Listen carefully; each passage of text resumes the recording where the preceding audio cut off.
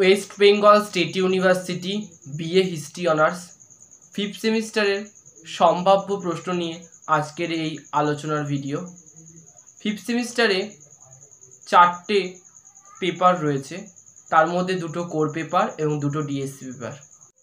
Core 11 এবং core 12-এর সম্ভাব্য প্রশ্নগুলো ইতিমধ্যেই এই চ্যানেলে পোস্ট করা হয়েছে।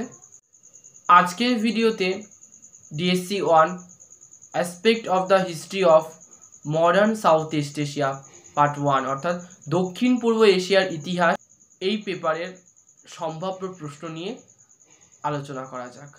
তোমাদের কাছে অনুরোধ, তোমরা ভিডিওটা প্রথম থেকে শেষ পর্যন্ত দেখো এবং ভিডিওটি ভালো লাগলে অবশ্যই লাইক করে দিও এবং এই চ্যানেলে যদি নতুন হয়ে থাকো তাহলে চ্যানেলটিকে সাবস্ক্রাইব করে দিও, যাতে সবার আগে তোমরা এরকম ধরনের নতুন নতুন ভিডিও পেয়ে যেতে পারো। West Bengal state university BA history honours 5th semester exam suggestion.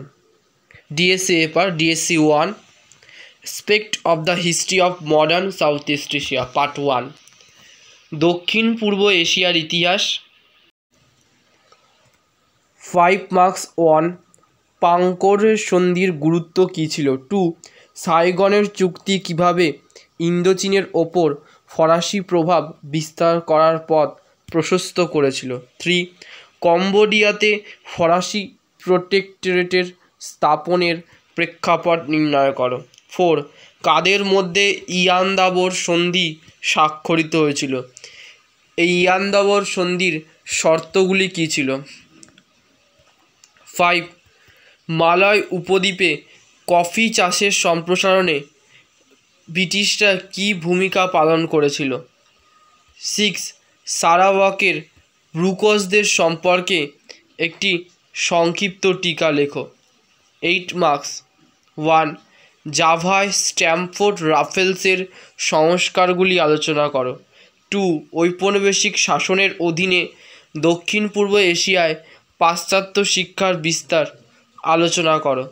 3 মঙ্কুদ ও চুলালকর্ণের আমলে থাইল্যান্ডের আধুনিকীকরণের ওপর একটি রচনা লেখো।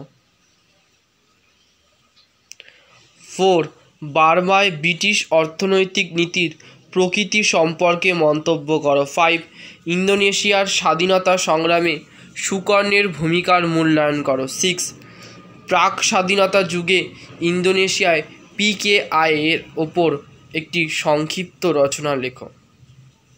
12 মার্কস দক্ষিণ পূর্ব এশিয়ায় ইউরোপীয় ঔপনিবেশিকতার পর্যায়গুলি আলোচনা করো। 2 ব্রিটিশরা বার্মা কিভাবে অধিকার করেছিল অথবা দিয়ে ইঙ্গো বার্মা যুদ্ধের সূচনা কিভাবে হয়েছিল, এই যুদ্ধগুলির ফলাফল বা পরিণামের ওপর মন্তব্য করো। 3 ফরাসি ইন্দোচীনে আবাদি অর্থনীতির বিকাশ সম্পর্কে আলোচনা করো।